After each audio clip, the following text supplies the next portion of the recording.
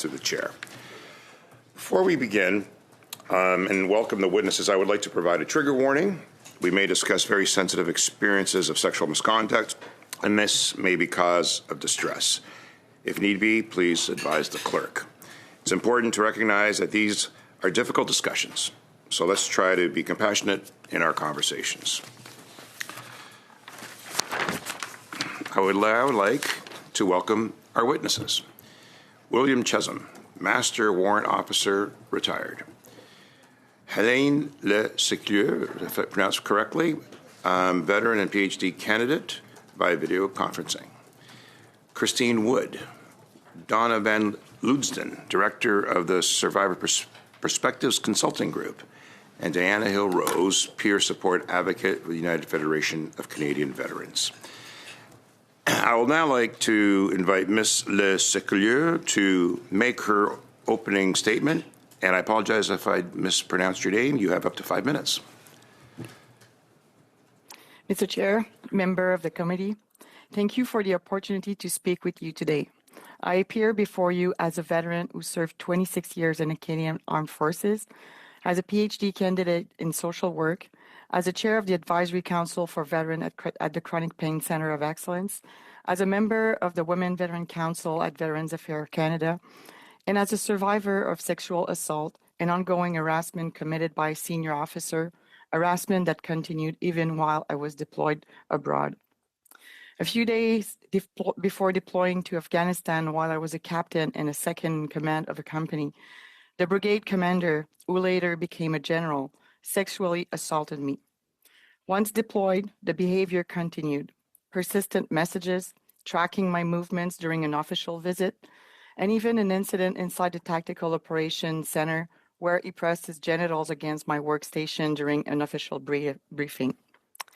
At no point in Canada or in Afghanistan did I have safe avenue to report. I want to be very honest with you. I never reported, not because I misunderstood what happened, but because the risks were far too great, legally, professionally, and personally.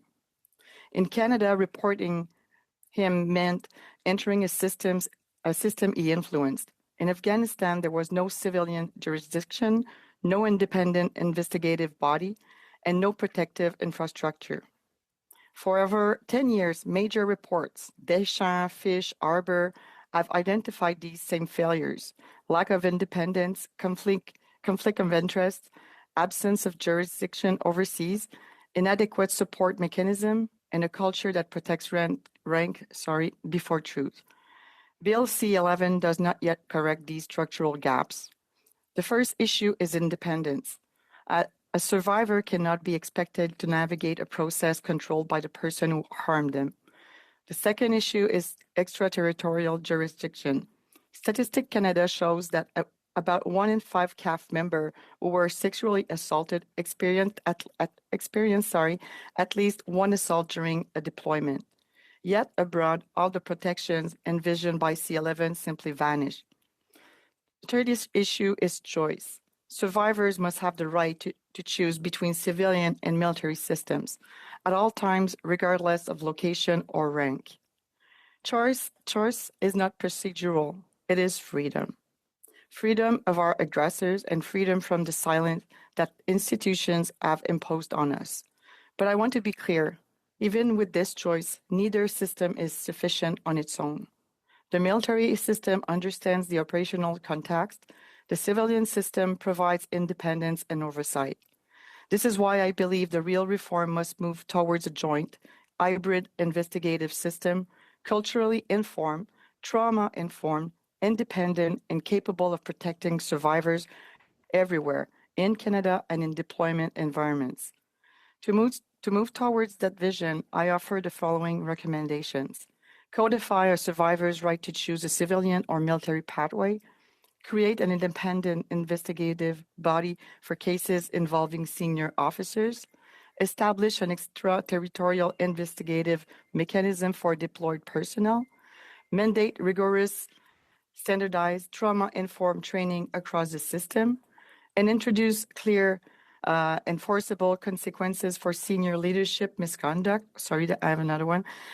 Begin development of a joint hybrid civilian military model that provide full 360-degree protection. Mr. Chair, members, my silence was not a personal failure. It was a predictable outcome of the gaps that still remains today. Bill C-11 must do better. For those who currently serve, for those deployed abroad right now, and for all those who, like me, carried the burden of silence because the system gave us no safe alternative. Thank you. I'm ready to answer your questions. Thank you for your opening statement. Mr. Chisholm, you have up to 5 minutes. Thank you, Chair, members of the committee. Thank you for inviting me to testify. I worked at the Sexual Misconduct Support and Resource Center for 2+ years, often as the sole military liaison member and always as the only non-commissioned member. I'm not a counselor or a lawyer, but an aircraft mechanic.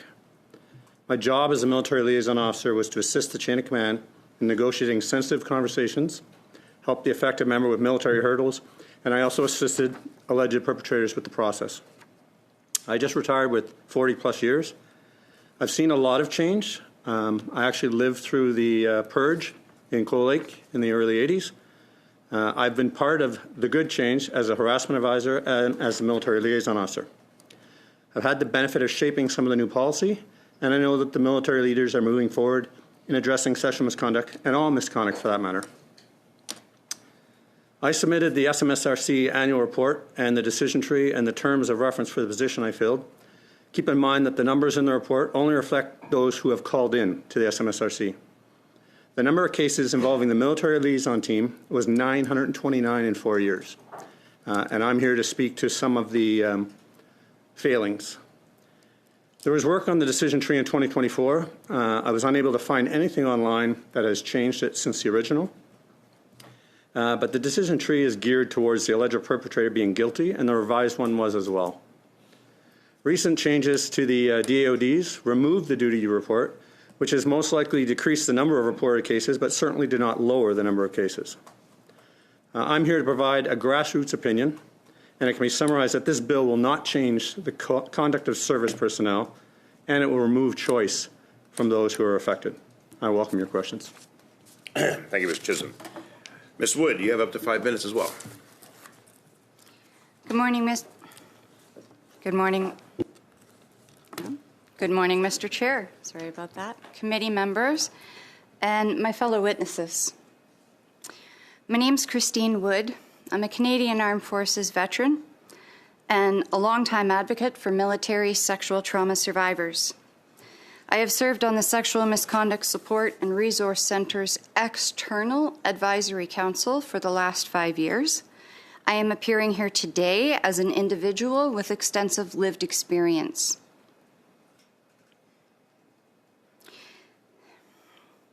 In my first 18 months in uniform, I experienced almost every form of sexual aggression on the sexual misconduct spectrum. I did not report anything until I reported a rape to the military police. I would never have considered going to civilian police or pursuing justice in a civilian court. If it were all happening again today, my choices would remain the same. I'm absolutely opposed to the transfer of military sexual offenses to the civilian justice system. I support the creation of an independent system of justice for sexual crimes within the military. I support it because the CAF must uphold its own good order and discipline. That responsibility is essential for transparency and accountability. Limiting survivors to a single pathway to justice weakens our agency rather than strengthening it. We want choices. To be clear, I'm not defending the status quo. The military justice system failed me too. But replacing one system that's broken with another system that completely and consistently fails victims of sexual offenses does not create justice. It simply relocates the problem and it removes CAF responsibility for fixing it. Transferring all criminal code sexual offenses will, in my view, increase the number of high harm incidents. Low-level sexual misconduct must be both reported and pursued because these are the early warning signs of a toxic sexualized culture. Requiring a young, newly enrolled CAF member to walk into an RCMP detachment to report a low-level incident is unrealistic, and it will suppress reporting. The federal ombudsperson for victims of crime just released a report on November 25th of this year, and it soberingly reminds us that only 6% of civilian victims of sexual offenses report to police.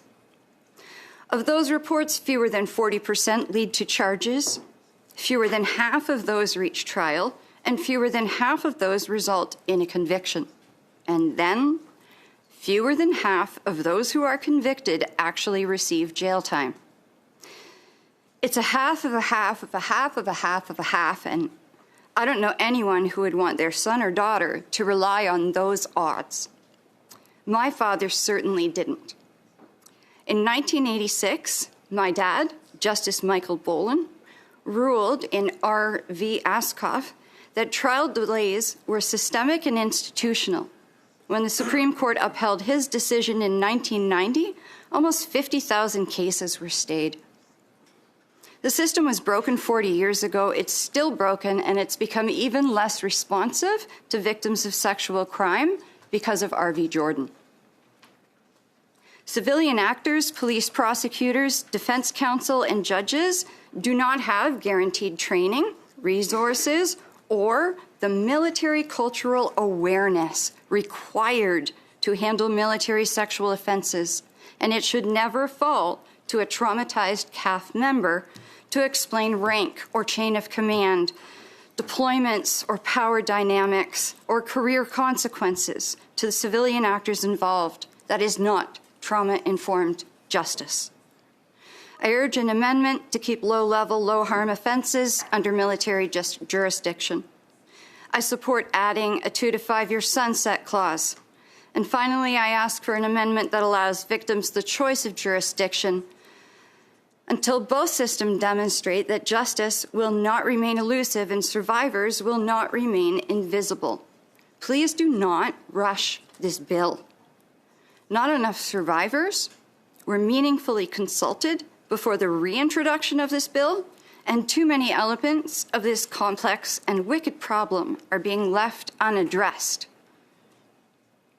My dad always looked out for the underdog, and if he were alive today, I believe he'd be horrified to learn that members of an institution he served in, revered and supported his whole life, have become the very underdogs that he so fiercely fought to protect. We can and we must do better. Thank you. I welcome your questions. Thank you, Ms. Wood. Ms. Van Leusden, you have up to 5 minutes.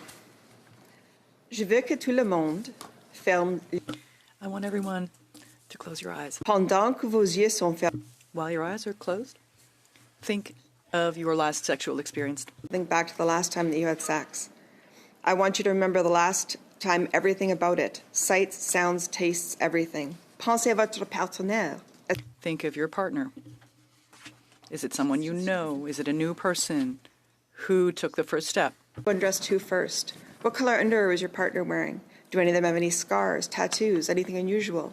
Do you? Do you know how long you were there? When it started, when it stopped? I want you to remember it in minute detail.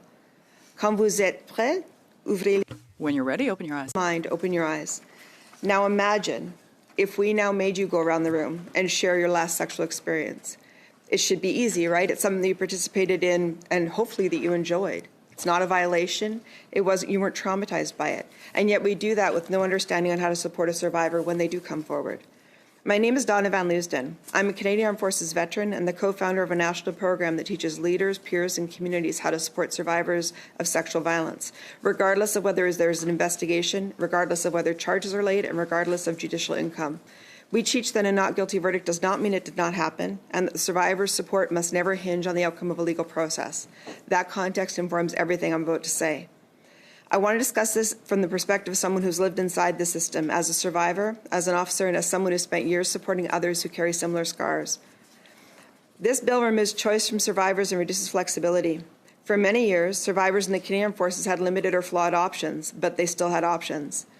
Under this bill, criminal code sexual offences committed in Canada, survivors are given none. Everything has to go directly to civilian police and civilian courts, regardless of what the survivor needs, prefers, or feels safe with. That is not trauma-informed, and that is not survivor-centred, and it may offer less flexibility than the military system ever did. Civilian courts are already overwhelmed, and Jordan applications are rising at an alarming rate. In 2017, about 15% of adult sexual assault cases exceeded Jordan timelines. By 2023, that number doubled to 30%. Nearly half of those were stayed or files withdrawn. 2 cases involving CAF members, including one incredibly high-profile case, already collapsed under Jordan delays. Charge laying is decreasing, even as reporting increases. Between 2015 and 2019, the proportion of police-reported sexual assault cases that resulted in charges dropped from 42 to 36.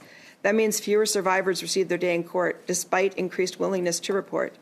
Conviction rates in civilian courts appear higher, but the comparison is misleading. Civilian conviction rates for sexual assaults hover around 55%, while military convictions may be closer to 28%. But the civilian system filters cases heavily before they reach trial, creating a selective rather than effective system. Civilian courts are not consistently trauma-informed. The London Hockey Canada trial is a powerful example. In the 91-page ruling, the judge framed normal trauma responses, fragmented memories, disassociation, delayed reporting, as credibility failures. This reflects a fundamental misunderstanding of trauma science. Survivors' memories are not linear. They're sensory, fragmented, often disordered, yet the ruling treated these reactions as evidence against the complainant. Another example is the Jacob Hogard case. It took nearly 10 years from the initial complainant to the final conclusion. 10 years. For one survivor, that decade represented 10 years of emotional paralysis, reliving the assault, of existing in a judicial limbo with no certainty and no closure. That is not justice. It's slow, grinding institutional harm and a stark reminder that the civilian system is already overburdened. If all military sexual assault cases move to civilian court, these systemic issues will not disappear. They will multiply. I am a survivor of a SUMI trial. I was questioned by my offender. I relived the assault under this questioning. That day that I was assaulted, I stood there alone, still carrying his semen on my body, and I remember thinking the institution I served, the country I served, has abandoned me. But at least he was convicted in a case that would never have been prosecuted in the civilian system. Number 2, we had a colonel with multiple victims and another offender shared by 2 of us a year apart, 2 different basic training serials, who eventually became a senior officer. When we came forward, he simply declined to speak with the police and charges were never laid. We know there are other victims out there, but no way to reach them. My right to choose. I had a case that went to civilian court. I was asked if I wanted to proceed, and I said yes. The case was ultimately dismissed before the official plea, and people asked me if everything involved in reporting him was worth it. It was. For 25 years, I thought of my rapist every day. I was not the woman, mother, officer, daughter, or sister that I should have been. He stole that from me, and I bet none of that crossed his mind, not even once. I bet you I never crossed his mind, not even once. But when he was arrested, when he had to hire a lawyer, when he had to explain himself to his friends and family, I bet he thought about me then. And that gave me closure, and it mattered because I had the choice. Being assaulted removes any sense of agency. We have to help give some of that back. Any reform that removes survivor choice is not a reform. Any reform that transfers cases into an under-resourced system is not a solution. Any reform that ignores trauma justice is not justice. Survivors deserve options. Survivors deserve resources. Survivors deserve trauma-informed systems. We deserve to be heard. And above all, we deserve choice. Thank you. Thank you. Ms. Rose, you have up to 5 minutes. Wow. Sorry. That was a lot. My name is Diane Rose. I'm a veteran of the CAF. I lead the largest national organization for peer support and of MST in Canada. I'm committed to advocating for victims and survivors of MST because I am one. I'm a gang rape survivor. For more than 3 decades since my release, I have provided boots-on-the-ground support to victims in crisis, from accompanying victims to the hospital to sitting next to them in court. I've become known as the woman who will go in no matter what. My main areas of concern with BC11 revolve around the fact that this is a legal, policy-driven solution to a human problem. It's trying to fix people problems with words, and we all know culture eats policy for breakfast. Bill C-11 has not been drafted to serve victims or witnesses of sexual crimes. It offers very few choices and options to an individual. The bill is not being designed to address out-can deployment and attached postings. This is It has no provisions in it that outline the protection of physical evidence collected by MPs while out can. Most bases in Canada aren't able to do this as well, and they should be. Do I need to define out can? Or you guys know that? Okay. I'm concerned that SMSRC is bound by privacy policies that prevent them from approaching victims, leaving it to traumatized victims to find their own resources, or hope that the civilian police or healthcare providers dealing with them know about the SMRC and are willing to recommend them to the victim. Not everyone trusts the SMSRC for a variety of reasons. First, SMSRC can be hard to find. Not everybody knows about the organization because they have no visibility on major military bases. I spent this summer traveling through Eastern Canada, and I took it upon myself to visit as many bases as possible. In most cases, not a single sign, poster, or card was displayed anywhere that provided information about the SMSRC. I spoke to chaplains at many of these bases, and they knew nothing about the SMSRC's existence. I spoke to MPs on these bases, and many of them reported having no knowledge of SMSRC's existence. And so I take issue with the director of SMSRC testifying before this committee to guarantee that SMSRC will be able to offer support to victims of sexual crimes when the offenses are being tried in civilian court going forward, given the fact that many people have a hard time finding them. I have personally been to many civilian courts and court martials to monitor the situation and be there in case support was needed. The SMSRC was not at any of these trials, citing lack of awareness of the trial taking place as the reason. Due to this, I am extremely worried that the provision in the bill surrounding victim liaison officers and victim survivor services will further separate the SMSRC from complaints and contribute to fractured support systems. I'm also concerned that the cases transferred to the civilian system without guaranteed founding, training, and resources will re-traumatize the complainant. I highlight that sections 80 through 90 of Bill C-11 deal with SMRC and VLOs. These clauses need to be reviewed and amended to replace survivors at the center. I also support the 2 to 5 year sunset clause on the bill. Thank you all for your opening remarks. We're going to proceed with the first round of 6 minutes. With you, Mr. Kibble. Thank you, Mr. Chair, and I'd like to thank our panel for their service and, honestly, their very powerful testimony, and I will acknowledge the courage it took for all of you to share that today. And if my questions make you uncomfortable, please just let me know, and I'll move to a different question. But I truly respect what you've done today.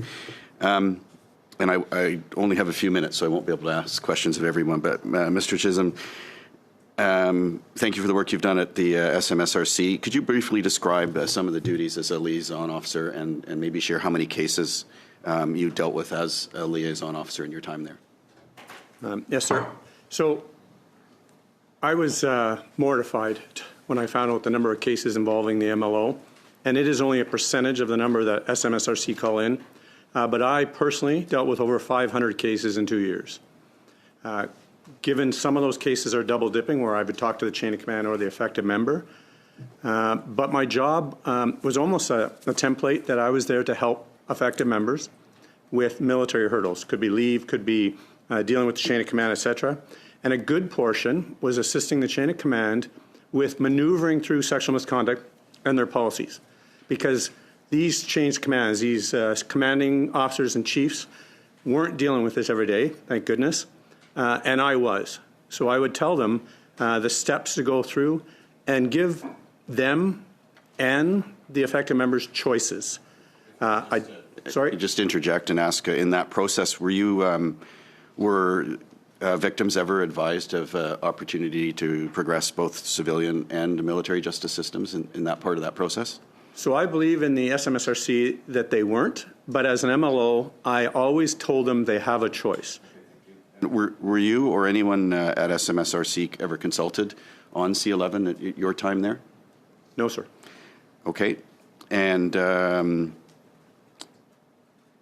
you, in your opinion, based on the 500-plus cases that you dealt with, do you feel that victims would have been better served one, and knowing that there was a choice, and also having a choice of being able to go between civilian and or military systems. Absolutely, sir. I believe that the civilian system has failed our victims, and I spoke to one last night who identifies as a victim, that she believes by going civilian that it ended her career.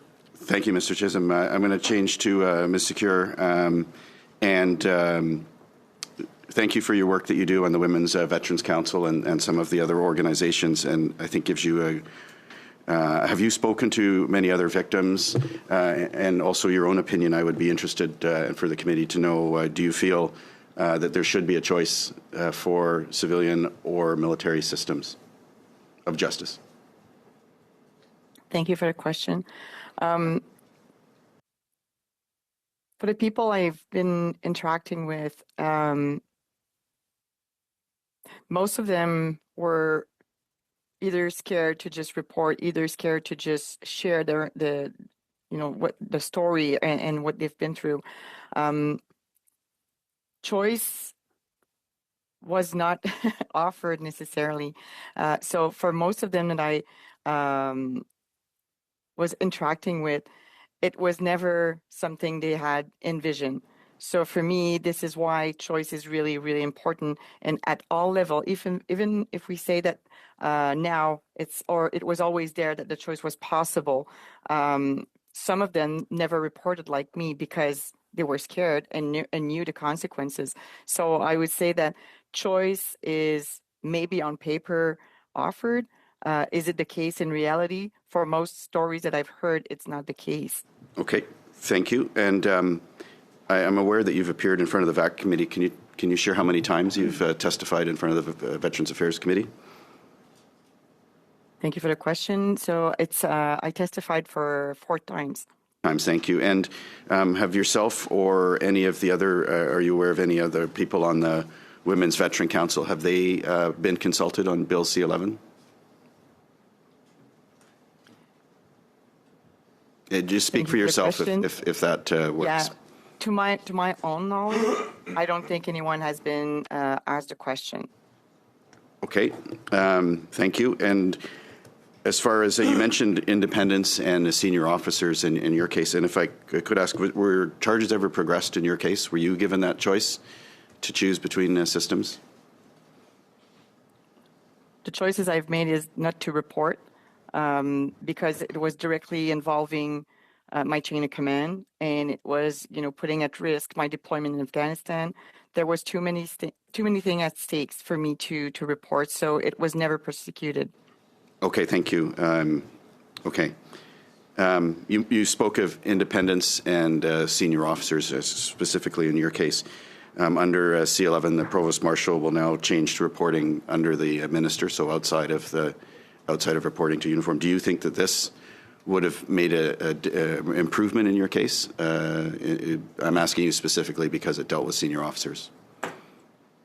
Thank you for the question. So I think it would have helped.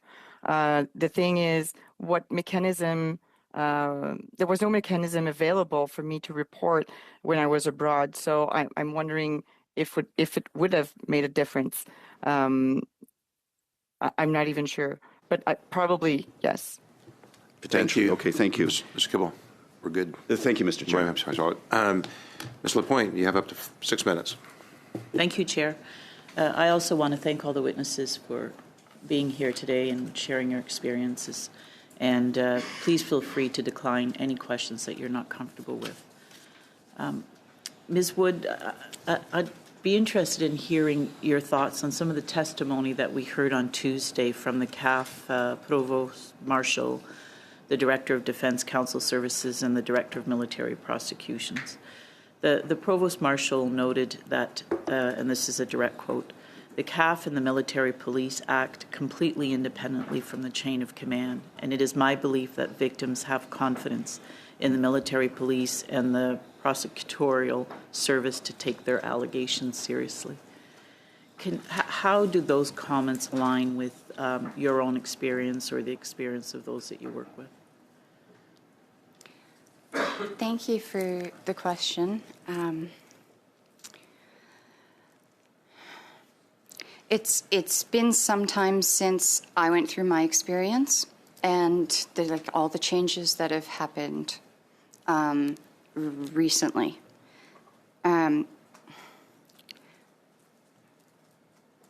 I would never, and I wouldn't feel comfortable going outside of the chain, like outside of the military to report, because I feel like once you're, and I was new when this happened. I was a young officer, inexperienced. I didn't want to rock the boat, and I didn't want to go outside the tribe. And as soon as you're welcomed in, you're part of Canada's biggest family. And so it feels like a betrayal. It felt like a betrayal to report anything, even though I went through some very awful moments and incidents. It was the rape that broke the camel's back. And yes, I did believe that going to the MPs was the right decision. I trusted it. I said at the time, if we have a police, is this not the reason why? I hope that answers your question, and if anyone else could. Thank you, Ms. Wood. Ms. Van Loosten, on your organization's website, there was a very powerful statement, and it says, what if being sexually assaulted didn't have to cost you your career? They faced a hard truth. The current system is failing. From that truth came a mission. Can you expand on that message and explain what aspects of the current system that you believe are failing survivors and how the changes that are being proposed might help address those gaps? Thank you for the question. So our training, our idea was just a matter of training everybody, leaders, peers, and subordinates, how to support people at first disclosure. So within trauma, the single biggest indicator if somebody's going to recover is how their first disclosure is received. So the first time they say to somebody, this terrible thing happened, how you respond will set the stage for how they recover. So we sort of focused on that moment as being so pivotal. Why aren't we teaching everybody how to do that, similar to any other first aid? We remained frustrated with this seeming inability for some people to understand that survivors choose who they go to. We don't get to dictate. So just trying to hand it off to padres or doctors or counselors isn't enough. We need to make sure that everybody can receive that disclosure. So that's what we focused on. We're a female veteran-owned organization that started off with the idea of, wouldn't it be great if people could set the stage for recovery right at the get-go, the same way that we teach physical first aid. So that's what we do. Thank you. Madame Le Solar, the intent of the legislation we're examining today is to address the experience of survivors. I would like your perspective on the possible PTSD aspects for survivors, especially those we have heard from during the study who have been as traumatized by the reporting of the experience of their assault, if not just as much so from the actual assault. Thank you for the question. If I understand correctly, you're asking me if this way of reporting is exacerbating the PTSD. Is that right? Yes. Okay, thank you. So for me, it is the case because when you're telling and retelling and always going back into your story and explaining, you're reliving the same experience again and again. So it's really hard to improve your well-being and to progress in a therapeutic way when you're always, putting the person into that situation. So there's a need to be trauma informed. There's a really an important need to have specific training for people who are receiving these survivors, these persons, these victims, because there's, somebody just said it, but there's a need to understand from the beginning what's happening and not making the story over and over again be repeated. So I guess this is the main thing to keep in mind, to try to have the person believe at first at first time and not having the person having to tell the story again and again. Thank you. Monsieur Savard-Tremblay, you have up to 6 minutes. Merci, Monsieur le Président. Thank you, Mr. Chair. Thank you to our witnesses. I think it needless to say that our victims and survivors here today are certainly the most courageous people in this room, and it is to be said without a doubt. I want to reiterate, like my colleagues, and I think it also makes perfect sense, that it is up to you, of course, whether you want to answer a question or not. Although my purpose is, of course, not to go back over your own traumatic experiences. But, of course, we're here. We have this bill before us that aims to correct the situation. That's already a start. But I heard you, Madam Wood, and is it Van Leeuwen? Yeah. I heard you. And I think, Madame Le Selleur, also, I believe you were saying that we needed to avoid the transfer of jurisdiction to the civilian courts. I'm not sure if anyone else here mentioned that, but it was quite clear in your case that that was your position.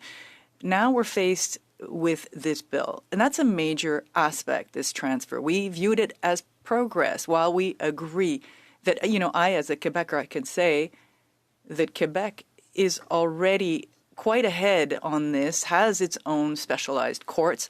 It was implemented a year or two ago. 3 years max. It was often the fight that led Madame Véronique Yvon. She is a well-known figure in this movement in Quebec. We understand the fact that civilian courts are insufficient in this sense. But we saw it as some form of progress to remove from military justice, the military justice system, the authority to self-regulate. Mr. Vance said he would never be subject to it because he controlled it. Can you tell us it's still some level of progress despite everything, despite all your reservations? I would say, thank you. I'm sorry. Is it okay? Were you speaking? Yeah, I can go after. Go ahead. Okay. I originally completely opposed the transfer of all cases to civilian court, and that was for 2 reasons. Well, 3 reasons. Number 1, it's broken. Number 2, it offers victims no choice. And number 3, I believe the CAF has to maintain control over its jurisdiction and demonstrate that it can be responsible for fixing its own harms.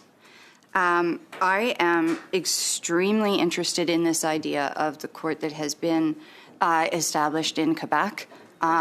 Sexual crimes, sexual offenses are different than many other crimes, I would suggest, than almost any, from almost any other crime. And we need an appropriate place to deal with that. So I would like to pass on. Alors oui, je pense que c'est le progrès qu'on I think it's the progress we're looking for. Christine, that, I think that Quebec is on kind of the pointy end of this.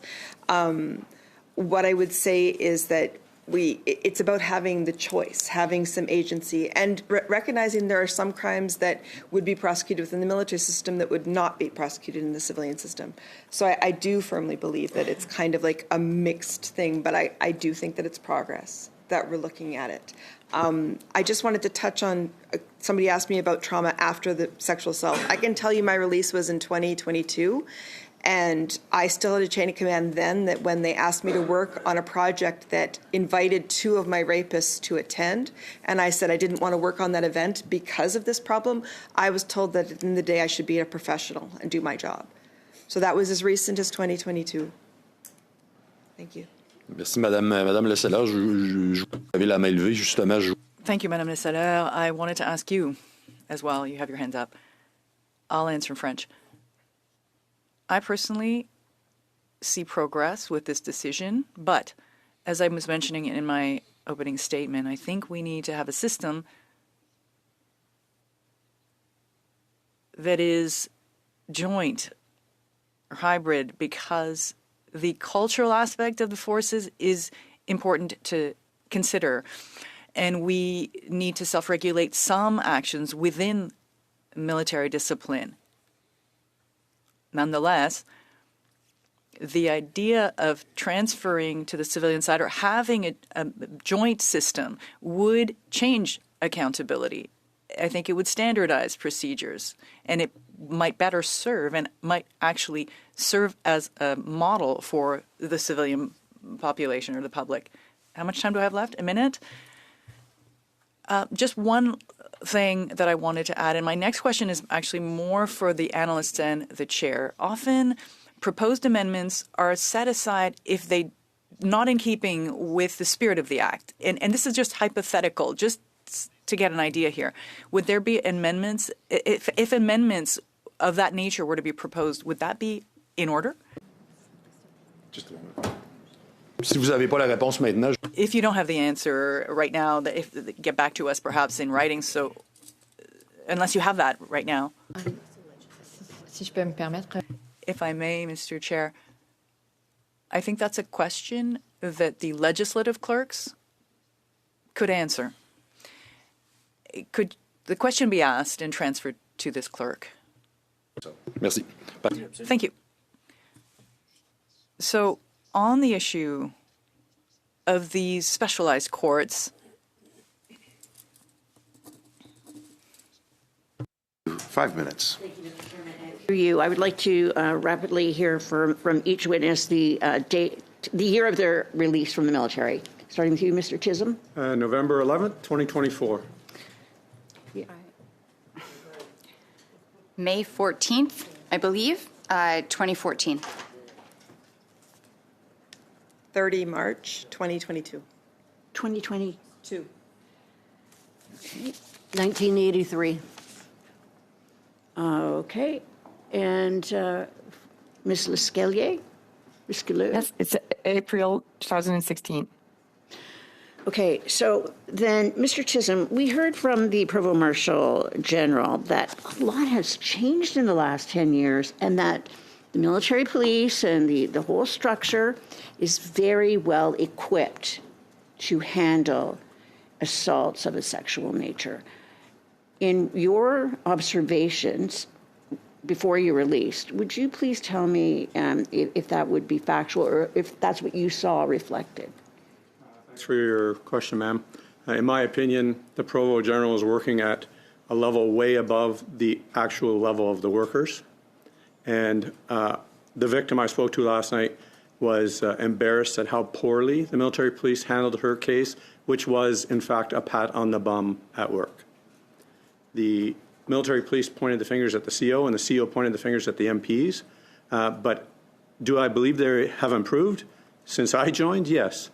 But do I believe that they are adequately able to investigate major criminal cases? I would say no. Criminal cases of the nature of a sexual assault that would not automatically be sent to the or murder. Possibly of any criminal cases because they, as the CAF is so undermanned, they are not trained to the level of a civilian investigator. Okay. So we also heard that the military criminal justice system is separate and apart from the chain of command, that there's no interference from the chain of command. Could you substantiate or verify whether or not that is true? Good question. I believe that they intend to be separate and independent. And I believe the military police and the CFNIS believe they are independent. I think there could be some direction, but I'm not aware of that at what level. Okay, so Ms. Lescalier, you, in your comments, said that you knew what the consequences were if you reported. What were those consequences? Well, for example, thank you for your question first. The day after he assaulted me, I received a phone call, and it was not solicited. And he said, "Do you know who it is?" And I said, "I'm not sure." And he said his name. And he said, you probably know how I got your number. And he said, because I'm the brigade commander, I can have access to every information I want. So for me, it was clear that because it was the brigade commander from which I was in a unit in that brigade, if I were to just report something, that it would be eventually in the know of my reporting. So for sure, there's consequences. And I was thinking, will I be relieved from tossed, away from my deployment in Afghanistan?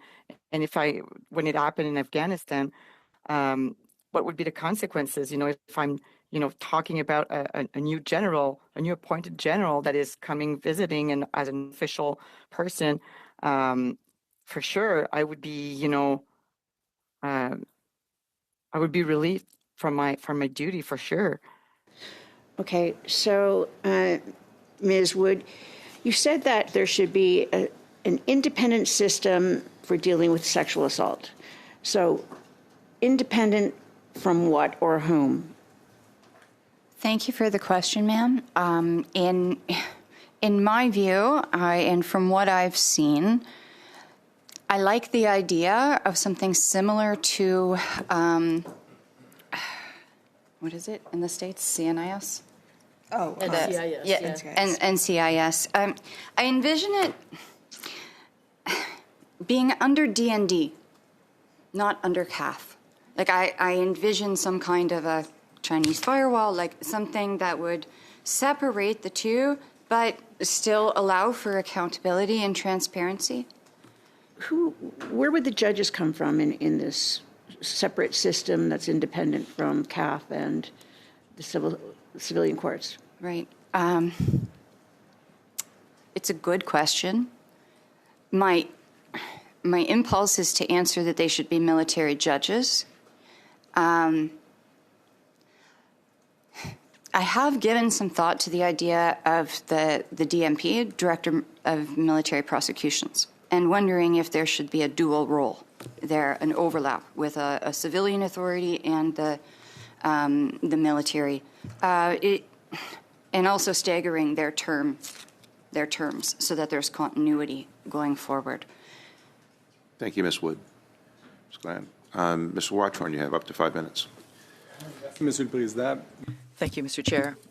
Thank you to all the witnesses for being here today. I admire your courage for being here with us today. It's really not easy. Today, we're here and we're trying to work on a bill that aims to improve the situation for victims. We're all here for that reason. We want victims to be well treated, that their case be well evaluated within the system.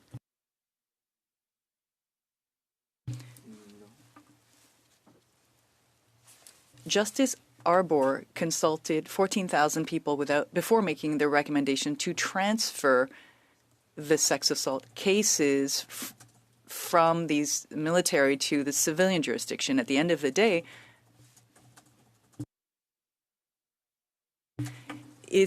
the recommendation is to do that transfer.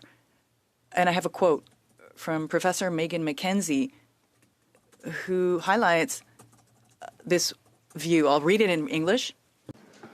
I would just reiterate that the idea of having a choice is somehow better for survivors is actually, I would say, inaccurate for most of the victims of sexual assault and survivors that I've spoken to. Sorry. But they're having a tough time catching you. Thank you. I'll let him do that. In the moments following an incident of sexual violence, it is very difficult for a victim to understand the consequences of that and the complexity of that choice. The default position for many survivors is to work within the military justice system, not because they think it's better, but because that's the system that they're in. It's the institution that they trust, and you have spoken to that today. Many survivors after that process wish that they had been given a different option and are not satisfied with the choice. We know from that same research that I mentioned that there are examples of plea bargains within the military justice system being used in cases of serious sexual assault serious sexual assault cases. So allowing individuals to plead guilty to lesser military-specific disciplinary offenses. So like disgraceful conduct to avoid a criminal conviction. For me, I think this choice or this idea of giving victims a choice or giving survivors a choice is somehow adding, I think, is a misnomer. It does not enhance their experience. Now, I know you have contrary opinions to all this, but I'd just like your perspective on what Dr. McKenzie says. How do you view that opinion? I'd like to start with Ms. Wood, if possible. Thank you for that very important question. I believe that Ms. McKenzie's work has focused extensively on high harm, high risk incidents. I believe the title of her book is Good Soldiers Don't Rape. Yep. I believe, as I said in my opening statement, requiring a newly minted member to go into an RCMP detachment to report a low-level harm is just unrealistic.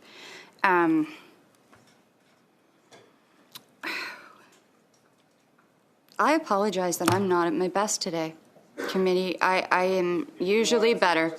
I would love to be able to submit some answers in writing later. That would be great. I'm just sorry. That would be excellent. I'm sorry. Ms. Van Loosen, if you'd like to chime in. I do agree that I think for probably what we'd consider the high harm behaviors, yes, that potentially the civilian court system is preferable.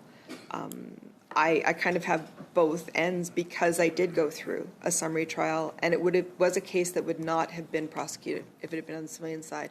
So I'm very aware of the fact that in that case, the military system was better. Okay. But I have also had, a couple of files sort of crawl their way up the civilian side. I think, again, that the important thing is we're looking at it and we're trying to come up with a solution.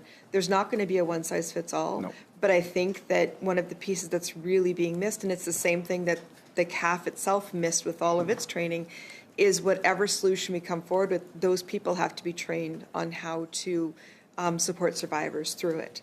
Because, Dr. McKenzie commented that people are feeling dissatisfied with the outcome. There is no outcome that would make it better. Like, if my rapist had gotten up, walked out of the room, gotten hit by a bus and was vaporized, I still have to process what happened to me. It doesn't matter one iota that they're not on this planet anymore. So it's not enough, and we have to be really cautious about having survivors sort of wrap that verdict up in that's what they need, because at the end of the day, regardless of what the outcome is, it's not enough. Okay. Do I still have some time, Mr. Chair?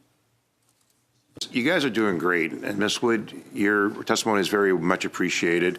You can bring it into writing, but you're doing great. And we don't want you to feel any pressure here, but whatever makes you feel better in terms of writing a response is appropriate. I'll give you time as well as necessary. Thank you, Mr. Chair. I'm usually better with my words. I really apologize that I'm not as articulate as I usually am this morning. No need to apologize. Your words are strong, and you're you. very, very brave for being here. We appreciate that. Monsieur Sauveur-Tremblay, you have 2.5 minutes. Oui. Ben, écoutez, j'allais... Thank you. Actually, I was going to ask you a question, Madam Wood. I'm not sure if it's a good idea for me to ask you the question, or should I ask someone else? Alors, ben, écoutez. Okay. Well, you, as a survivor, can you tell us why you think it's important to really understand all aspects of military sexual misconduct? Let's say we adopt policies on leadership or all the way to legislation. Why is that the most important issue to address for the Canadian Armed Forces? Take your time. And actually, we could also suspend if there's a problem or it becomes difficult. We have means to wait, and you're okay. Okay, no, I would like to answer this. Thank you so much for that question. Through my experience and over the last 10 years, I have seen that military sexual trauma, abuse within service, is the single biggest predictor of future problems. Housing insecurity, homelessness, reduced income after release, a difficult time transitioning, the risk of suicide. Military sexual trauma is at the heart of those problems. If we do not get it right, we are leaving all those other problems just out there hanging. We have committees going on right now talking about suicide prevention. Why are we not talking about MST in that community? I would love to submit more later, but truly, I feel like MST is at the center, the nexus. Est-ce que je peux Oui. ajouter un peu? Oui, allez-y. Alors, dans les États Yeah, actually, in the U.S., after the Invisible War film, they did a study on people who were released from the United States forces, and the number is 1 out of 2 if they are not provided the right support. At first disclosure, leave voluntarily within a year. So 1 out of every 2 survivors. That's not including, we have people currently going through their exit to the CAF due to vicarious trauma, due to supporting somebody through the system and being injured. We are losing people in droves, and nobody wants to join an organization that is on the cover of the newspaper every other week for being hateful or full of rapists. We have to fix this issue. It is now a national security issue, and I can't help but feel like everybody just kind of wants it to go away without fixing it, and we need to start addressing this. What's up? Mr. Anderson, you have 5 minutes. Thank you very much. My question, first of all, Mr. Chisholm, have you had an opportunity to go through Bill C-11? Not clause by clause, sir. Thank you for the question, but it's very legalese, and I have read it, and I've made some notes of some issues that I feel that are there. Okay. If we were able to take out the provisions that limited choice and allowed people to go into both civilian or military as they choose, would you amend the bill that way? Yes, sir. I believe that people need to be given that choice. Thank you. Ms. Wood, first question, same question. Have you had a chance to read C-11?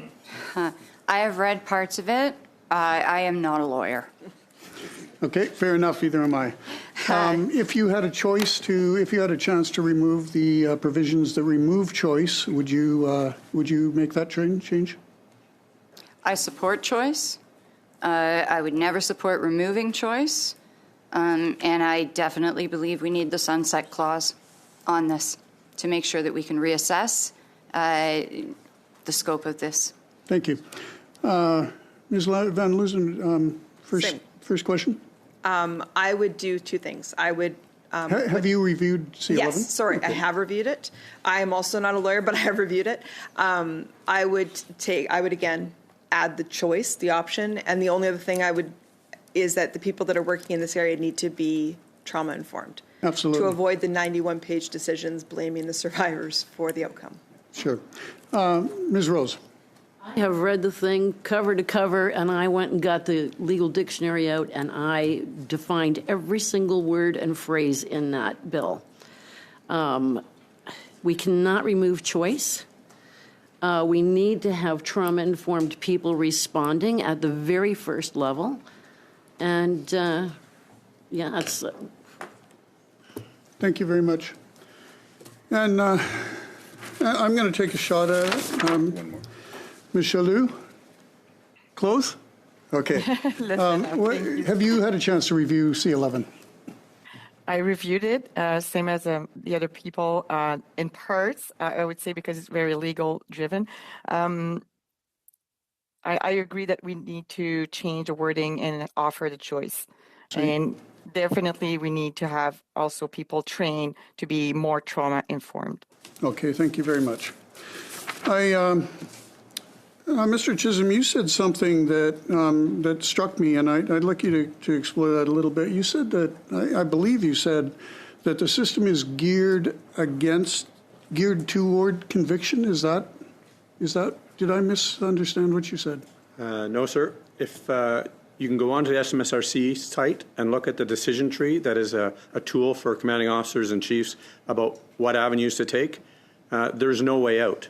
Even if the person is found not guilty, it goes to admin action.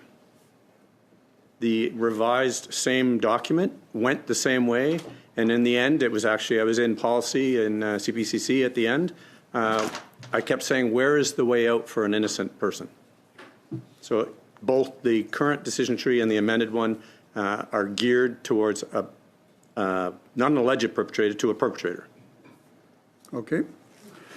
All of you have spoken, and in particular, Ms. Wood, you've spoken about the military cultural awareness. I'm in the military. I was in the military as well. I don't think there's a lot of understanding out there amongst Canadians as to what that really means.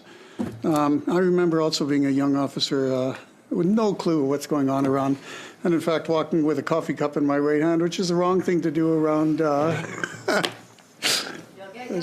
Yep. Well, you have to salute, but if you're saluted, you have to salute back, and you can't. Can you explain that a little bit, please?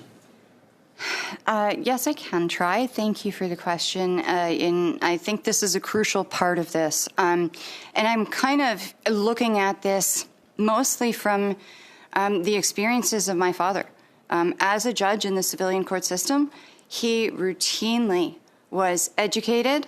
He went to conferences to be kept up to date on legal developments. And given what they have to do already in a year, a civilian judge, to keep up to date with everything, downloading this into their laps, and not just the judges, but also the Crown prosecutors, defense attorneys, like everyone involved, it is so hard to understand the language. It's so hard to understand the power dynamics, and it is so difficult to have to explain it. I have to explain it often in therapy. My therapist is not from the military, and so I have to explain all of these different things to them. It's exhausting. It's demoralizing. And to prevent that from falling on the victim or the complainant in a process like this, the judges, the police, the prosecutors, the defense attorneys, they need that training regularly. They need the support. I guess they're called secondments. Am I getting that right? I think. So increased cooperation, if that has to happen. But just downloading it. I think we have one MOU signed with Ottawa. What about the rest of the provinces? What's happening? So dedicated funding and resourcing. Thank you, Ms. Wood. Mr. Anderson. Ms. Raminato, you have 5 minutes. Thank you very much, Mr. Chair, and through you, I'd like to thank the witnesses for being here. If any of my questions you'd prefer to submit a response in writing later on, please feel free to do so through the clerk. I'd be happy to have that. This has been an incredibly helpful panel for us, but it's also been very difficult for you to come and share your stories very publicly. But it's actually very helpful for us to understand the application of this bill should it go through and how it would work. So this is actually very helpful for us to get a better understanding about how this would work on the ground in real time. I want to start first with Ms. Wood. You had made an interesting recommendation, and you just followed up on that in the sense that because civilian systems don't really understand military life. I'm a military family. I have children who are serving. So, we get the acronyms. We understand what it means. We understand what an outcan post is and so on. But we also understand the culture. And having to explain that to a civilian that is not trained in military speak can be very difficult because it's difficult enough to report a sexual assault, let alone having then to try to educate the person on, well, why didn't you leave well, I was actually on a ship. I couldn't leave. So you mentioned perhaps putting it under D&D, but not under CAF. And I thought that was quite interesting. Would you like to elaborate a little bit about kind of how that could help perhaps eliminate the problem of not understanding the military culture, but also keeping it a little more independent. If you could elaborate a little bit so that I can understand how it would work. I will definitely elaborate more in writing. Okay. The way I kind of think of this idea of DND CAF, this is probably a poor choice of word, but it's like cousins. They're cousins. They're of the same family, but they have different, perhaps, backgrounds, experiences, sets of expertise. And I think there's a lot of potential to go down that road, but I really would want to give you a more fulsome answer in writing. Perfect. Thank you. Now, what we've heard in testimony and is that up until 1998, sexual assault in the Canadian Armed Forces were investigated and prosecuted in the civilian realm. They were not, it was moved to the CAF in 1998, so from 1998 to 2021. And in Justice Arbour's review, after speaking with over 14,000 survivors, she explained that you cannot remove that fear of reprisal and chain of command. It's basically one of the only employers in Canada that investigates and prosecutes itself. Like there's no other workplace in Canada that if you were sexually assaulted, that your supervisor would be, investigating and prosecuting. And so removing that from the Canadian Armed Forces would eliminate that fear of reprisal, and it would eliminate the I don't say it would eliminate, but the culture perhaps would change, because we mentioned a little bit about those indicators, those low risk behaviors that are happening in the Canadian Armed Forces that sometimes result in sexual assault. So would you agree that moving back into the civilian could at least remove the fear of investigating yourself and fear of reprisal? I don't know if anyone would like to, perhaps, Ms. Rose. Well, first of all, I responded to a military base where there was a rape that happened recently. Okay. And the woman said, I don't want to report this. I took her to a hospital. We had the rape kits done. She does not want to report. She wants to finish out her career. I give her all of that. We are here for her. We have a good support system for her. So now with this system, the way the chain of command, we're missing out on a lot of stuff here. The way the chain of command worked was I would go to my master corporal and say, Joe touched my bum. And the master corporal would say, go tell Joe not to do that again. So then Joe continued to do that, and I would go and tell my sergeant. He'd say, well, what did the master corporal tell you? That is the old system. The new system, where then we had, reporting and stuff like that. Nowadays, these guys, if something happens, it gets reported, and people say stuff. Our men and women are standing up and saying, don't do that. And this is where culture and change is happening and still needs to continue to happen. As far as the bill goes, there's really nothing on the bill about that, but we need to continue on with where we're at, and I, like she said, a sunset clause on this.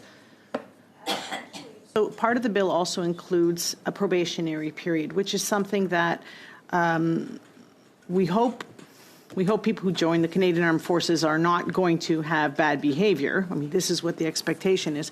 But should bad behavior be demonstrated early in the career, that there's a mechanism to remove them quickly that currently doesn't exist. Ms. Rose? Kick the bums out. Yeah, I agree. We also have a lot of issues now with different cultures coming into the military. And in different countries, they have different laws and different ways of life. And so this training needs to be every day, not just once in boot camp. It needs to be every day, and say, no, you can't do that. Thank you, Ms. Rose. You have 5 minutes.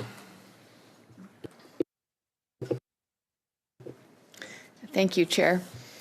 Indeed, these are sensitive conversations, and I would like to start by thanking all of you for your vulnerability in sharing these.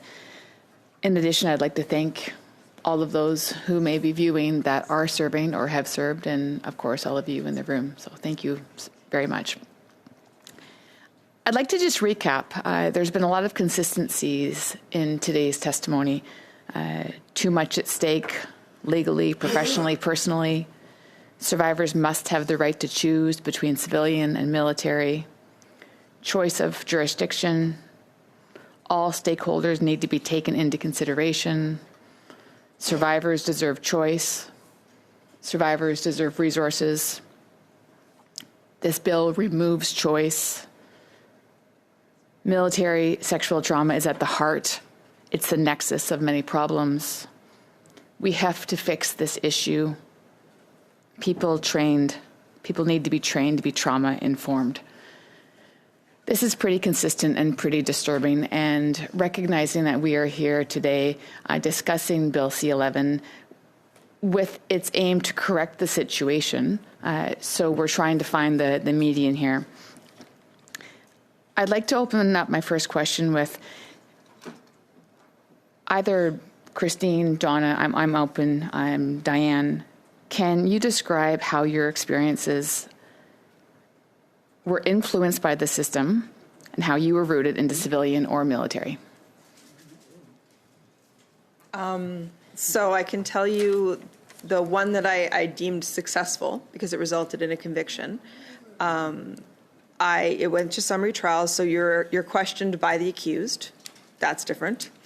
The commanding officer of the unit of the member that did it had mandatory required attendance.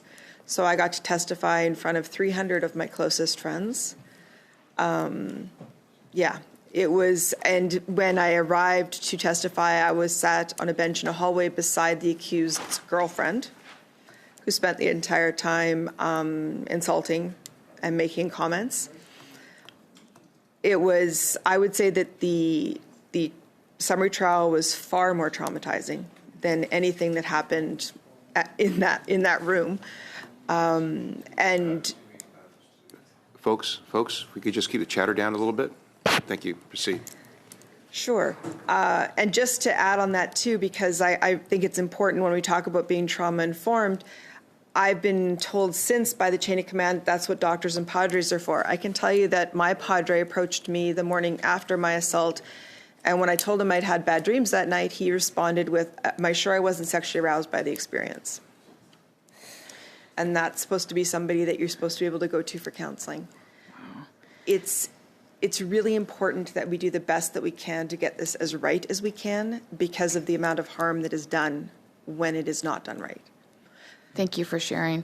Did you feel that your autonomy was respected? And I'm curious how your leadership responded when you shared your concerns.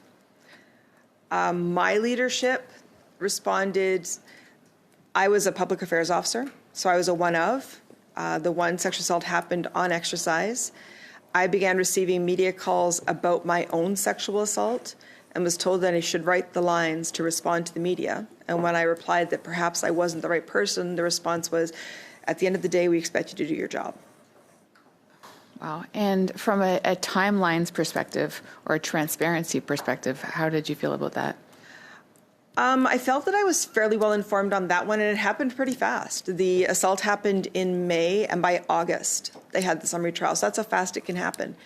Mm-hmm. Whereas cross and compare that to the one that went through the civilian process, it was still in pretrial motions for about 2 years. Mm-hmm. I really hope that all of you that are witnesses here today and online as well, that you're feeling heard. It's not one of us around this table ought to deem to be experts in this. Mind you, I do have some colleagues on the table that have been in the CAF, but nonetheless, I want to thank you, and I'd like to give this opportunity. Perhaps, Diane, is there anything that you would feel that you haven't had a chance to express? I know in your testimony you had a lot of information. Is there anything that you feel that's missing that you would like to add to committee today? It's points 80 through 90 on the bill on VLOs and yeah. I don't understand why a survivor would pick their best friend as a VLO, because if you don't know the systems and you don't know who to go to, I mean, you're not going to go to your mom and say, Mom, go talk to my colonel. You know, your mom has no idea who your colonel is. So there's that issue on picking your VLO and who's the best VLO for you. Then there's the mental health aspects on it. If you go into a civilian system, they automatically, if you get raped and you go to the hospital, the police call the Rape Crisis Center and they come in and they talk to you. But if we go in and nobody can call SMSRC, it's me who has to call SMSRC. And if I can't find their number and I don't know, SMSRC is going through a name change right now. So what was the one that dignity and whatever? It's like, is this a funeral parlor or something that we're looking up here? Come on, please. So if you remember, oh, there was something sexual organization, then you can look up sexual organization in the military. But I'm not going to go look up dignity and response, or, you know, we can spend the money more wisely, I think. Thank you. Sir Millett, you have up to 5 minutes. Thank you very much, and thank you again. I will echo my colleagues' comments on thanks for your bravery and your commitment to showing us your vulnerability today. And Bill, thank you for being an ally. As a father of 2 daughters, grown daughters, I appreciate your work, and thank you for your service. I'd like to talk today, and I know a little bit of which I speak. So we've been speaking a little bit today about understanding the culture, and I'm lucky, I think, in some respect. I not to the extent that some of my colleagues who have served, but as a civilian journalist, I have deployed I've been to Somalia, Bosnia, Haiti. I've lived in some of the places you folks have lived in and served in. So I understand that culture, and it is difficult, I think, for some of us in the civilian world to an unimaginable degree to understand that. And Ms. Wood, I think you alluded to that. So, you know, but the Provost Marshal General in previous testimony here told us that trust us, and again, this is somebody from the military justice system telling us in the civilian world, trust us that since 2021 onward, the culture of the military has improved drastically, and the changes are happening at such a rate that we ought to, you know, have faith that the changes are coming sufficient, that the system needs to be doesn't need quite the overhaul that this bill would suggest. So I'm going to direct my question first initially to Ms. Le Selleur. You did not report, you said, because the system, or that would mean you're entering a system he influenced. That's a direct quote to a reference to your attacker. So my question then is, where is trust then in this world, and how do we assess, or what is your assessment? And I'm going to open it up after you speak to this precisely, but where is trust in this system right now for the rest of you to answer that question? Thank you for the question. I'm going to answer in French, so it's going to be easier for me. The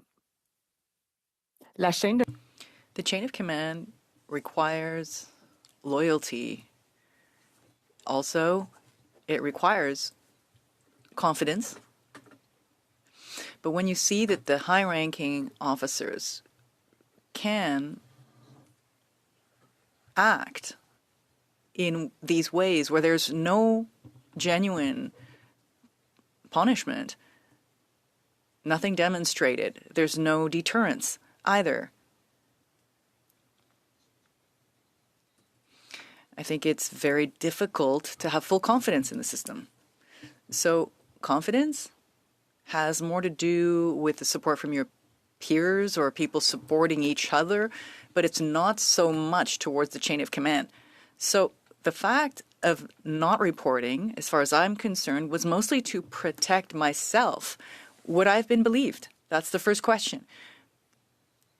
If I disclose what actually happened, the assault, will my own chain of command believe me?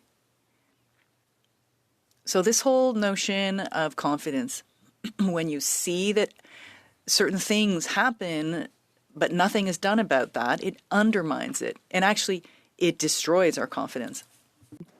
Thank you. Thank you. And further to that point, I will open it up to the others here who may speak.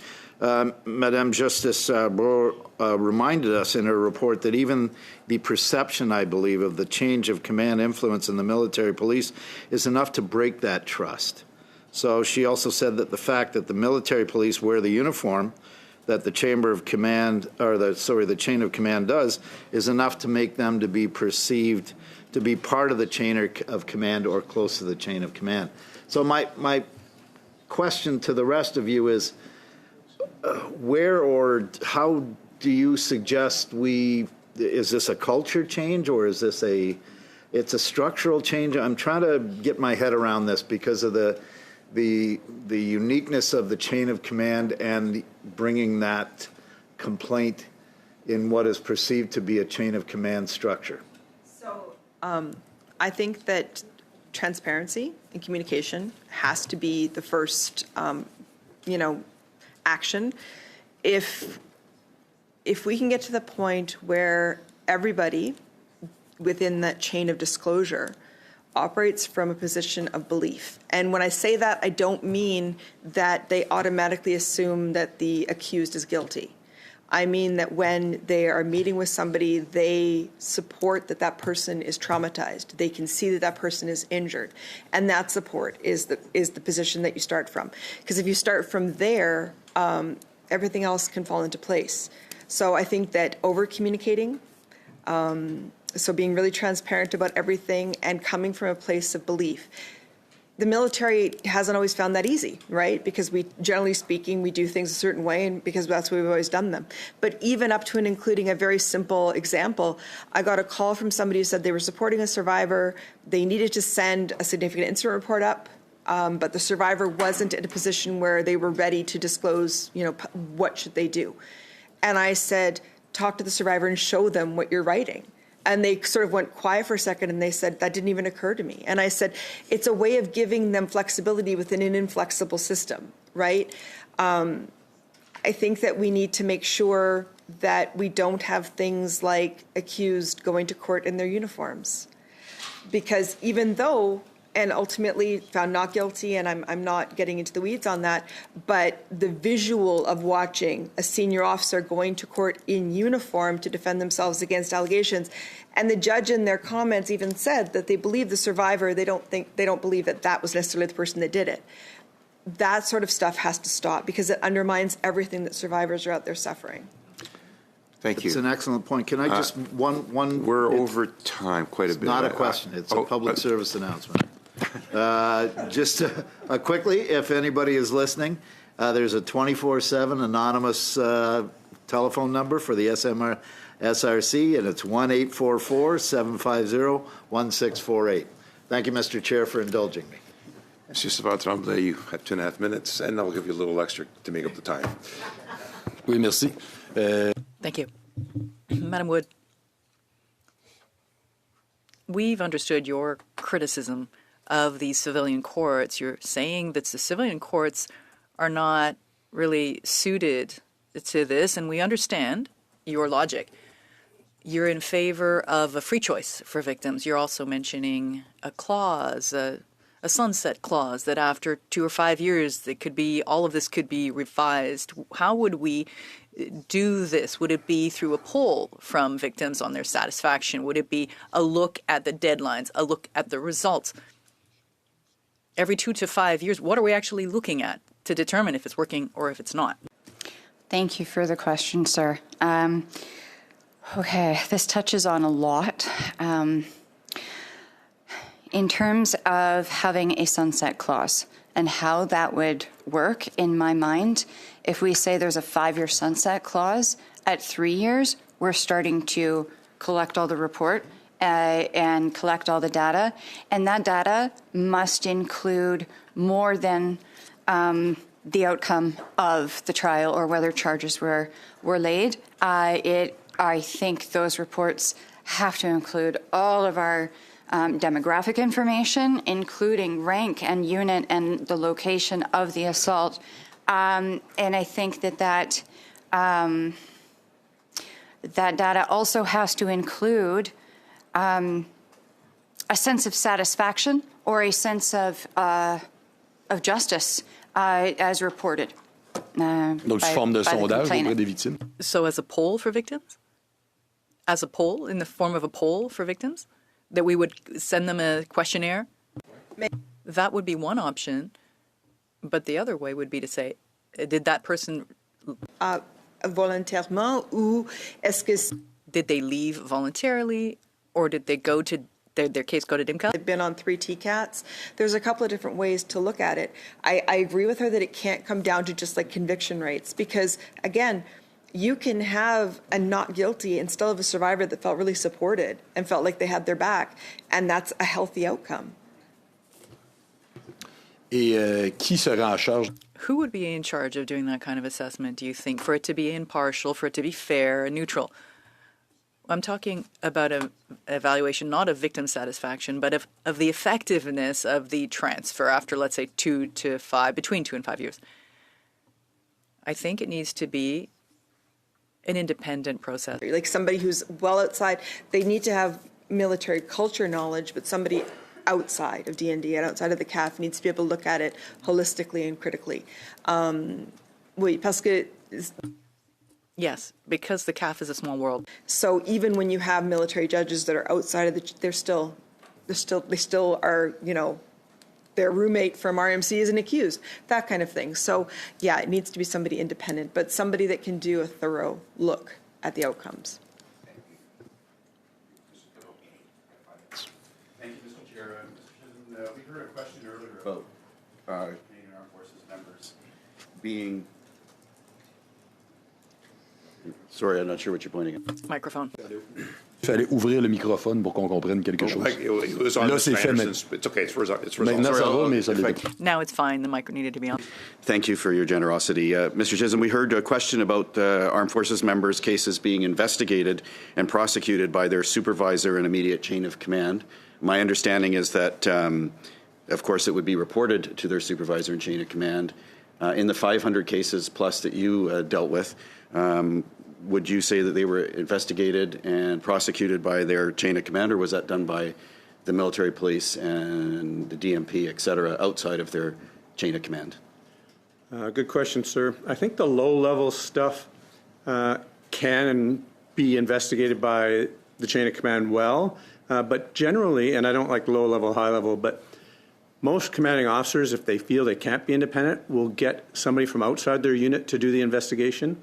And I do believe anything that's been not criminal or low level, which, again, I don't like it, the military police are equipped to do that. And I believe the conviction rate, because they do it daily, is quite good. I've been to many summer trials and courts martials where if it gets to that point, so the person has been investigated well, and generally convicted. Thank you. So would it be fair to say, as a comparison, a police department, if a police officer had committed a crime, while it might be reported internally, then it would then be investigated by an independent police body, or in a case of a smaller department, perhaps a different police department? Would that be a similar analogy to convert from civilian to military terms? I believe that's a good analogy, sir, and that most commanding officers are meaning well, and if they feel they couldn't be independent, that they would get an external environment. Thank you. I want to do a quick roundtable for everybody about Dr. McKenzie refers to making a decision, I think the quote is, in the moment, following an assault. And so we'll just start with Mr. Chisholm and your experience of what you've seen, and for everybody else, the personal experience. Did you feel that you had to report immediately in the moment, or was there a time at a later time when you were removed from a dangerous situation and stuff? So just to speak to the in the moment, or were you given time? And in your case, the cases that you've seen, Mr. Chisholm, very quickly so we could get around the table. I believe that most people are leery to report right away because they're in a trauma state. And then I believe once they're informed properly that they would have a better avenue, sir. A safer, more appropriate time to make such an important decision. Thank you. If the rest of the panel could, if we start with Ms. Wood. Yes, thank you, sir. I knew I had been raped for a week. I'm sorry, I was drugged and raped. I knew about it for a week, and I talked to a medical doctor on base, and he warned me that I should think twice about reporting to the MPs because reprisals often follow you around for the rest of your career. And I thought about it for 24 hours, and then I reported. This was a week later, plus 24 hours. Did you feel you were in the moment, or that you had appropriate opportunity to make such a terrible decision? I had time by then. Thank you for that, and I'm sorry for what happened. Ms. Van Leusden, if you could answer the same question, please. So 2 of my reports ended up being legacy reports about 20 years after the fact. I did not have the support that I would have needed to report at the time. In the one instance in Kingston on my course, he remained my course warrant, so I still reported to him. They actually had us all march into the office one morning because we had all, and we had to give him reasons why we'd screwed up. And the night before that was the night that he'd assaulted me. So when I walked into his office, he sort of smirked at me and asked, why I wasn't feeling well. And so just as an example. So 20 years later was certainly not in the moment. Right, but I also did one immediately. You did one that was... Yes. At the time, I reported immediately. They called the MPs. They arrested him on scene and took him away. Okay. Thank you. Yeah. Thank you very much. Ms. Rose? Mine is also a legacy, so mine doesn't count in that question. But on the cases that I have attended, the first thing I do is I tell them, let's take a breath.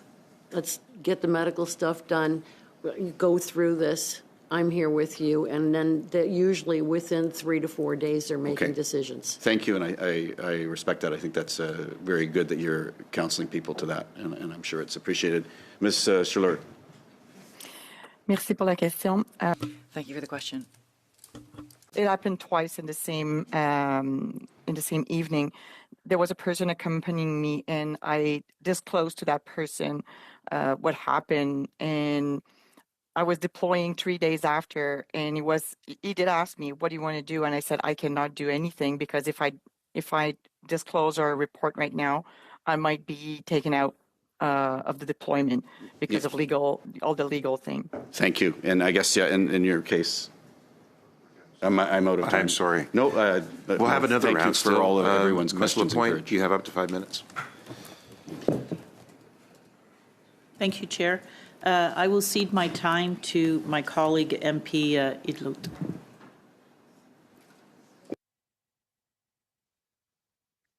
Kuyanemik, first of all, I very much want to thank Ms. Lapointe for ceding her time with me. I very much appreciate it. As well to the witnesses for your testimony.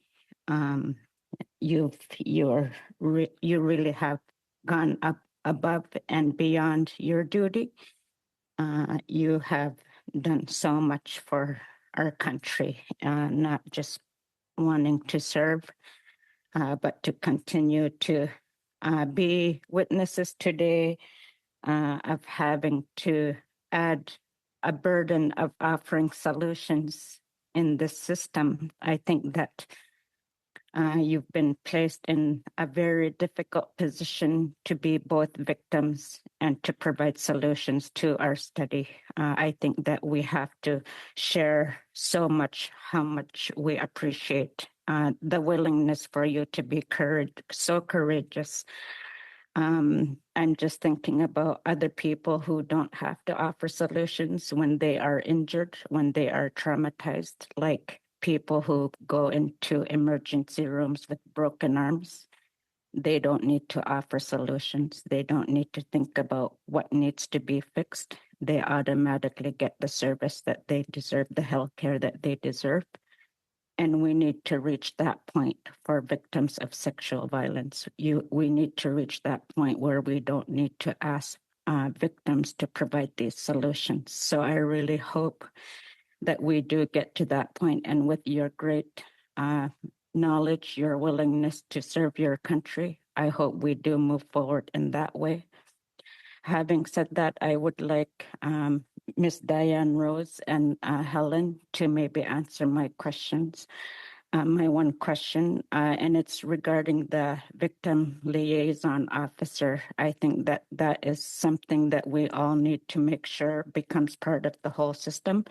But what is it that will make sure that that position is something that can truly be of help to the victims of sexual violence?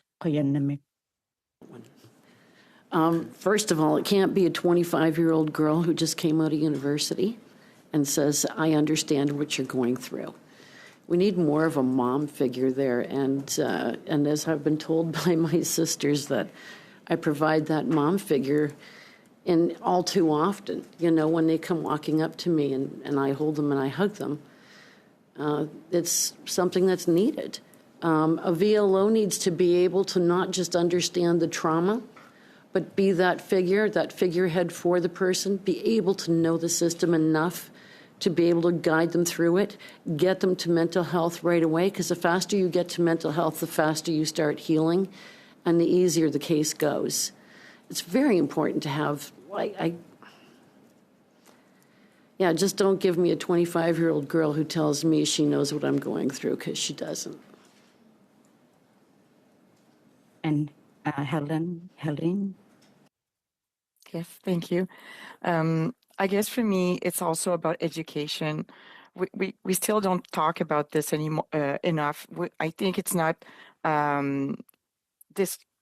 displayed enough to get this information. A VLO, I didn't know what was possible when I was in service, and I'm questioning now, are the new people coming in service know what resources are available and what's a VLO?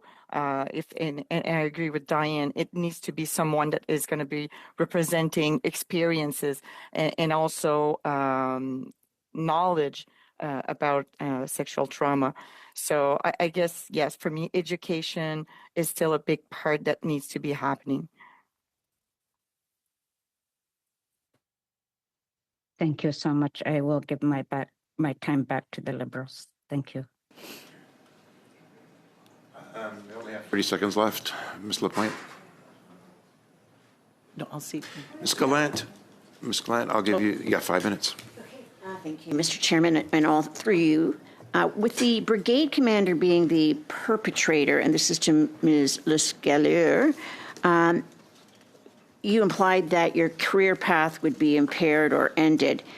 Did you think the consequences of reporting would put your life at risk, that you would be put in harm's way to intentionally, potentially have you killed? Thank you for the question. I don't know if I would go up to this point, but the fact that he was able to get my personal information and my phone number. So for me, it was also meaning that he knew where I was living. So it's all information that for me is critical. So I'm not saying that it would have been, up to this point, but definitely that person was able to show up to my door. Is that person still serving in the military? No, ma'am. He is not. Okay. Mr. Chisholm, was there any fraternization of information between MPs, NIS, or the liaison assisting officers and the chain of command in your experience? Good question, ma'am.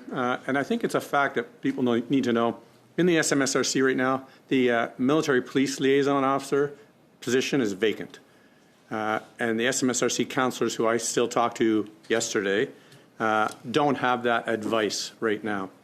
But to know that the conversations occur between the chain of command and the military police, I believe commanding officers in the military police do their best to keep things separate.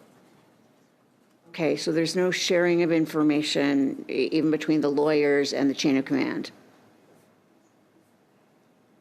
I think it's very difficult in all the cases I dealt with SMSRC to get any information from the civilian courts, in that military police liaison officers were having difficulty in getting a shadow file or any information, so much so that there's a serving member who was doing weekend time and his chain of command didn't know he was in court.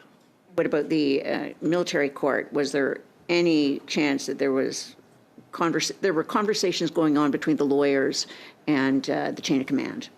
I believe for the betterment of the system that there has to be some discussion between the lawyers, and I believe that the lawyers should have some knowledge about the personnel record of that person.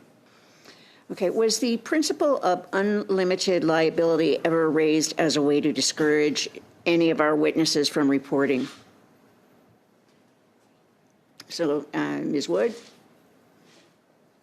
Thank you, ma'am. I'm not familiar with that term. Oh, okay, Donna?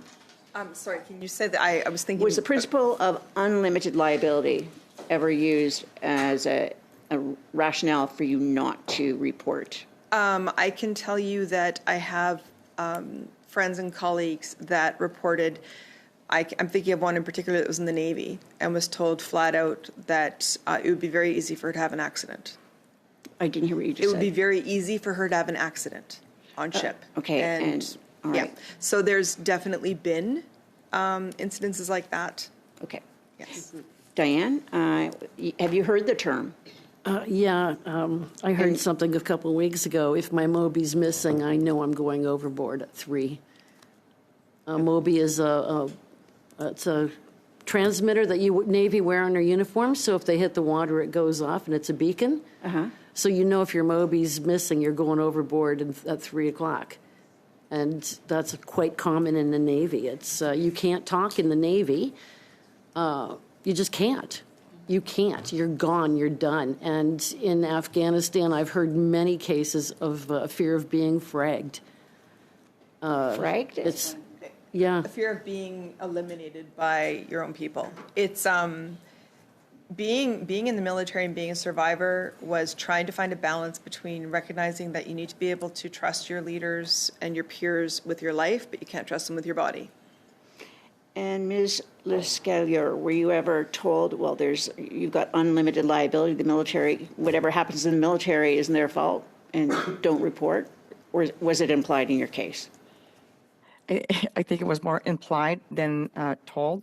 I'm familiar with the term, and for me, when we look back a few years ago, I would say decades ago, an officer had the right to on your life, over your life. So I guess it's like implicit that today something a bit like that is still going on, like not necessarily in an open way of saying it, but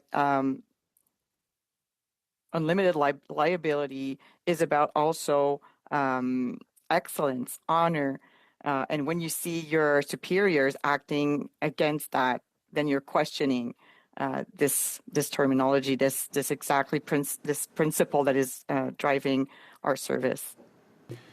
Thank you. Ms. Van Loozen, you had your hand up. Did you have something? Yes, I actually said it. It was talking about, because Ms. Gallant had asked a question about people being threatened, and I just wanted to. Thank you. Mr. Watchhorn, you have up to 5 minutes. Merci, Monsieur le Président. Thank you, Mr. Chair. Look, what I'm hearing here today is troubling, disturbing, and I'm having a hard time understanding how to establish confidence in an environment like that. I would imagine that it's difficult for you. Madam Wood, I'd like to have a discussion about the Quebec justice system in the sense that they have their own courts. As you know, Quebec is ahead of other jurisdictions. We have these specialized, dedicated courts that focus on sex assault. The judges are trained for this, the prosecutors as well, and all stakeholders within the system are trained specifically to address these cases. I heard you say that that's what's required. And I'd like to hear what you think about the Quebec system and whether the system, if it were exported to all provinces, would that improve your confidence in the civilian system? Or how do you think it could be implemented, Madam Wood, and then others? Thank you, Mr. Chair, Mr. Botchorn. I am very impressed with what I know and what I have heard about the Quebec system, and I believe that it does go a long way, or it could go a long way, to increasing trust and confidence in a civilian system with those resources. I absolutely would love to see that system rolled out across all provinces and territories. Sexual assault is the least underreported, or the least reported, the least charged, the least convicted crime. It's obviously different from other crimes, and it needs a different system. So I support the work that you've done, and would fully support seeing how it could work. Yes. Madame Van Loosden, même question. Same question for you. We need to have people trained in, sexual trauma. It's the only crime that you're a witness and evidence. So the only way for them to defend their client is to attack the evidence, which means to attack you. So you're up there and you're trying to defend yourself against this. It's also one of the only crimes that you have to sort of prove that you didn't consent to. Nobody asks, somebody who attempted murder, did you consent to that? But this becomes a question here. I think that is vital, is to have especially trained, and I would love to see something like that. I do think, though, that military culture piece needs to be included. So I'm not sure if that would be in terms of having advisors, a partnership, something like that.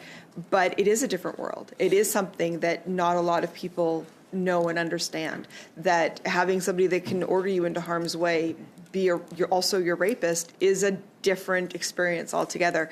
I know that in the States, Brigadier General Sutton compared it to incest, that it cuts so deeply and it undermines everything about wearing uniform. So I would love to see a system where they have a dedicated court system for sexual crimes. Madame Rose, même question. Same question. I think we need to take this up to the UN and NATO area as well, because we need to have the same laws all the way across who we're serving with. Your Brigadier General may not be a Canadian when you go overseas. So my rape doesn't count once I leave this country. And we also need to get rid of the dinosaurs that are still in the system. Recently, a civilian contractor with D&D said to another civilian who was raped in Latvia, he said, "What did you expect? Why is this guy on our tax dollars payroll?" Madame Lessaleur, peut-être la même question. Je ne voulais pas vous exclure. Madame Lessaleur, same question. I didn't want to cut you out of this conversation. Certainly, I think it's an excellent idea to have this dedicated court, and that's the idea that I raised in my testimony. But as Donna was saying, I'm also in favor of military advisors, or people who come from the military background, to advise on the cultural aspect. But I think it's important to make sure that the specialized court can also support people that are deployed, that the entire system takes into consideration people that are serving not just here, but abroad. Thank you very much. Do I still have time, Mr. Chair?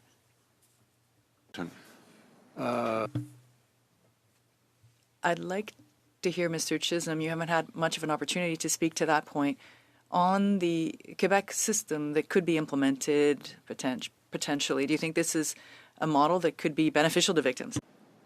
Thanks for the question, sir. I haven't done any research into the Quebec system, but just from our conversation today, anybody trained in specialized and trauma-informed care can benefit the victims and survivors in processing it properly.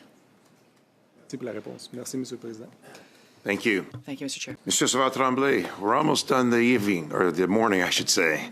I'll leave you. You have 2.5 minutes, and I'll leave it to you to keep us on time. C'est moi qui clôt. Bon, ben, écoutez, on va essayer. Okay, then I'll be closing us off. I'll do this as to best of my abilities. Madam Wood, Madam Van Luzden, if you had anything to add to this, even though we don't have much time. Once again, there's this issue of the system failing or potentially the civilian system being insufficient. Would it still be insufficient if there was training for the prosecutors, the police officers, the judges, for them to sort of get a real feel for the military culture? Would that be enough or still not enough? Go ahead. Thank you for the question.